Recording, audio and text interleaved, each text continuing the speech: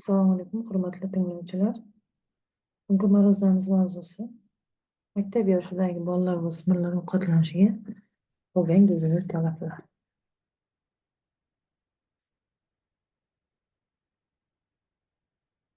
O'smirlik davri inson hayotidagi eng muhim rivojlanish bosqichlaridan biri hisoblanadi. Bu davrda organizmning jadal o'sishi, aqliy va jismoniy rivojlanish kuzatiladi. Shuning uchun o'rta maxsus va professional ta'lim muassasalari o'quvchilarning ovqatlanishi gigiyenik talablariga mos, muvozanatli va ratsional bo'lishi lozim. To'g'ri tashkil etilgan ovqatlanish o'quvchilarning mehnat qobiliyati, o'qish samaradorligi va sog'lig'ini mustahkamlashda muhim ahamiyatga ega. Ratsional ovqatlanish deganda organizmning energiya va oziq-ovqat moddalariga bo'lgan ehtiyojini to'liq qondiradigan, yosh va jins xususiyatlarini hisobga olingan holda tashkil etilgan ovqatlanish tushuniladi. O'smirlar ovqat ratsionida oqsillar, yog'lar, uglevodlar, vitamin va mineral moddalar yetarli miqdorda bo'lishi zarur. Kunlik ovqatlanish ratsionining oqsil, yog' va uglevodlarning optimal ozuqaviy nisbati 1:1 nisbatda yoki kaloriyaning foizlik ko'rinishida oqsillar hisobiga 10-15%, yog'lar hisobiga 30-32%, uglevodlar hisobiga esa 55-60% bo'lishi, kalsiyning fosforga nisbati 1:1,5 nisbatda tarzda bo'lishi lozim. Oqsillarning ahamiyati. Oqsillar organizmning asosiy qurilish materiali hisoblanadi. Ular hujayra va to'qimalarning o'sish hamda yangilanishida muhim rol o'ynaydi.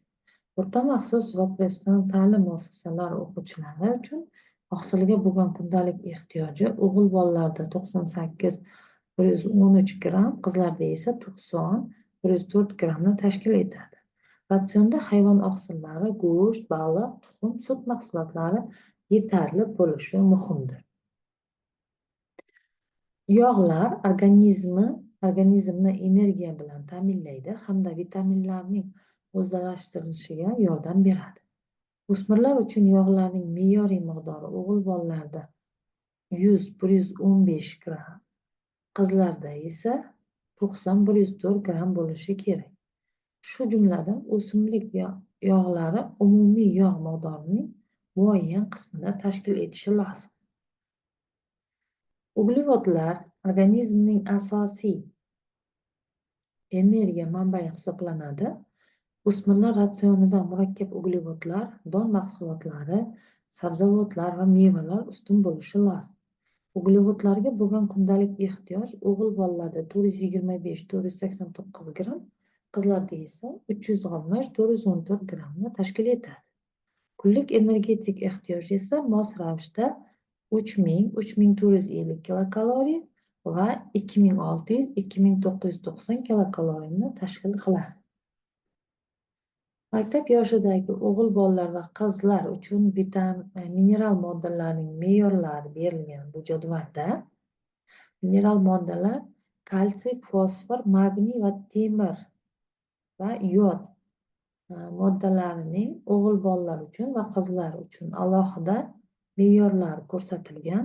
Kalsiyning o'g'il bolalar uchun me'yoriy miqdori 1200, qizlar uchun ham xuddi shunday. Fosforning me'yor miqdori esa 1800, o'g'il bolalar va qiz bolalar uchun bir xil. Magniy ham o'g'il va qizlar uchun 300 milligramm tashkil etadi. Temir esa o'g'il bolalarga 15 gramm, qizlar uchun 18 grammni, yod miqdori esa o'g'il bolalar va qizlar uchun 0,13 milligrammni tashkil qilishi kerak. Vitaminlar esa vitamin C, vitamin A, E vitamini, tiamin, riboflavin, piridoksin, PP va folat kislotalari, demak bu jadvalda berilgan. Vitamin C o'g'il va qizlar uchun 70 milligrammda, A vitamini esa o'g'il bolalar uchun 1, qizlar uchun 0,8 ekvivalentda. Vitamin E esa 15 o'g'il bolalarga, qizlar uchun 12, Tiamin moddasi, demak, 1,5 o'g'il bolalar uchun 1,3 milligram, qizlar uchun belgilangan. Riboflavin o'g'il bolalar uchun 1,8 milligram, qizlar uchun esa 1,5 milligram. Piridoksin o'g'il bolalar uchun 2 milligram, qizlar uchun esa 1,6 milligram tashkil etadi. PP vitamini esa o'g'il bolalarga 20, qizlarga 17 ni tashkil etadi. Folat kislotasi o'g'il bolalar uchun 200, qizlar uchun ham 200 kilogrammni tashkil etishi kerak. Vitaminlarga bo'lgan tabiiy ehtiyojni qondirish uchun ovqatlanish ratsionini qo'shimcha ravishda tarkibida vitamin va mineral tuzlar bo'lgan mikronutrientlar bilan boyitishga ruxsat beriladi. Ratsionni qo'shimcha ravishda mikronutrientlar bilan boyitish uchun taomnoma tarkibiga mikronutrientlarni saqlovchi maxsus oziq-ovqat mahsulotlari, shuningdek vitaminlashtirilgan instant ichimliklarni kiritish hamda uchinchi taomlarni maxsus vitamin-mineral aralashmalar bilan vitaminlashtirish tavsiya etiladi. Taomlarni vitamin bilan boyitish jarayoni tibbiyot xodimi nazorat ostida amalga oshiriladi. Agarda tibbiyot xodimi bo'lmagan vaqtda esa boshqa mas'ul shaxs tashkillashtirish kerak bo'ladi. Vitaminlashtirilgan taomni isitish tavsiya etilmaydi. Uchinchi taomni vitaminlashtirish ko'rsatmalarida belgilangan aralashmalardan foydalanish tartibiga muvofiq amalga oshiriladi. Instant vitaminli ichimliklar belgilangan foydalanish tartibi asosida bevosita iste'mol qilishdan oldin tayyorlanadi. Ratsionni qo'shimcha ravishda mikronutrientlar bilan boyitish jarayonida mikronutrientlarning aniq miqdori hisobga olinishi shart. Taomlarni vitaminlashtirish o'rniga rojet, tabletka, pastilka yoki boshqa ko'rinishdagi polivitamin preparatlarini qo'llash mumkin emas. Ta'lim muassasasi rahbariyati muassasada vitamin va mikronutrientlar tanqisligi bo'yicha amalga oshirilayotgan ishlar to'g'risida ota-onalarni xabardor qilishi shart.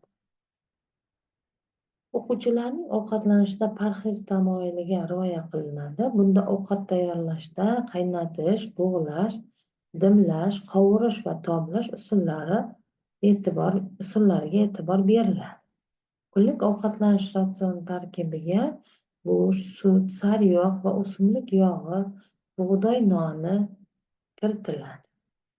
Baliq, tuxum, pishloq, tvorog va sut mahsulotlari 2-3 kunda bir marta berish tavsiya etiladi. Ta'lim muassasalarida o'quvchilarning ovqatlanishiga ko'ra energiya va oziq-ovqatlarni iste'mol qilishning foiz ko'rsatkichlari quyidagi jadvalda belgilangan.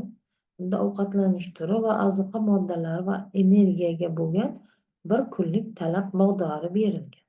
Maktabdagi nonushta birinchi smenada 20-25% tashkil qilish kerak. Maktabdagi tushlik esa 30-35%, maktabdagi ikkinchi tushlik 10-15%, jami maktab vaqtidagi bolalarning ovqatlanish kaloriyasi yoki iste'mol qilishning oziq-ovqat mahsulotlarini foiz ko'rsatkichlarida, demak, jami 60-70% tashkil qilishi kerak.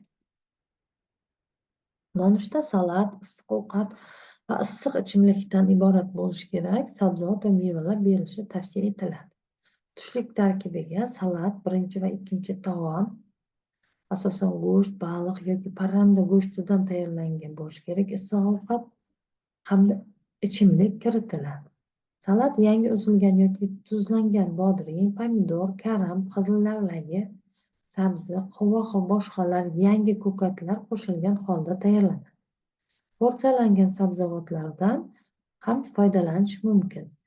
Ta'mni yaxshilash maqsadida salatga har xil yoki quritilgan mevalar, olma, olxo'ri, mayiz va yong'oq qo'shish tavsiya etiladi. Ikkinchi tushlikda ichimlik Sut mahsulotlari kisil yoki sharbat bilan birga bulchka yoki kremsiz qandolat mahsulotlari tavsiya etiladi. Kechki ovqat sabzavotli, sutli taom yoki bo'tqa. Ikkinchi asosiy ovqat go'sht, baliq yoki parranda go'shti, ichimlik, choy, sharbat, kiselni o'z ichiga olishi kerak. Qo'shimcha ravishda mevalar yoki sut mahsulotlari, bulchka yoki kremsiz qandolat mahsulotlari tavsiya etiladi. Kunlik ovqatlanish ratsioni namunaviy taomnoma bilan mos kelishi shart. Istisno holatlarda bir mahsulot, taom yoki pishiriq mahsulotlari mazkur sanitariya qoidalariga muvofiq oziq-ovqat mahsulotlarini almashtirish jadvalida, demak, boshqa mahsulotlar almashtirish mumkinligi ko'rsatilgan. Infeksion va ommaviy noinfeksion kasalliklar yoki ovqatdan zaharlanish paydo bo'lishi va tarqalishini oldini olish hamda sog'lom ovqatlanish prinsiplari asosida ta'lim muassasalari o'quvchilarining ovqatlanishi sanitariya qoidalarida tavsiya etilgan asosiy oziq-ovqat mahsulotlari ro'yxatiga asosan tashkil etilishi kerak. Ta'lim muassasalari oshxonalarida oziq-ovqat mahsulotlari va xom ashyolarni qabul qilish va ularning sifati va xavfsizligi, shuningdek, tegishli hujjatlari mavjud bo'lgandagina amalga oshiriladi. Mahsulot sifati va xavfsizligini tasdiqlovchi hujjatlar hamda qishloq xo'jaligi mahsulotlarini laboratoriya tekshiruv natijalari ta'lim muassasasining ovqatlanish xonalarida oziq-ovqat mahsulotlari tugaguniga qadar saqlanadi. Ta'lim tashkilotlarida sog'lom ovqatlanishni tashkil etishning asosiy vazifalari quyidagilardan iborat. O'quvchilarning fiziologik yoshiga muvofiq oziq-ovqat mahsulotlariga bo'lgan talablarni inobatga olgan holda ularning ratsional ovqatlanishini ta'minlash, oziq-ovqat mahsulotlari va taomlarni o'quvchilarning sog'lom o'sishida muhim ahamiyatga ega bo'lgan zarur moddalar bilan ta'minlash, o'quvchilarda tana vazni me'yordan ortishining, organizmda yod moddasining tanqisligi va moddalar almashinuvi jarayoni buzilishining oldini olish, oziq-ovqat mahsulotlari va taomlarning xavfsizligi va sifatini kafolatlash, o'quvchilarda ovqatlanish bilan bog'liq yuqumli kasalliklarning keng tarqalishiga yo'l qo'ymaslik, o'quvchilar o'rtasida sog'lom ovqatlanish ko'nikmalarini shakllantirish, ta'lim tashkilotlari oshxonalarida sotilishi taqiqlangan oziq-ovqat mahsulotlari va taomlar bilan savdo qilishning oldini olish, o'quvchilar uchun sifatli oziq-ovqat mahsulotlari va taomlar tayyorlashda hamda ularning maqbul narxlarda sotilishini ta'minlash, oziq-ovqat mahsulotlari va taomlarni tayyorlashda hamda oziq-ovqat xom ashyolarini saqlashda sanitariya qoidalari, normalari va gigiyena normativlariga qat'iy rioya etish. Shu bilan bugungi ma'ruzamizni yakunlaymiz. Hammaga e'tiboringiz uchun rahmat.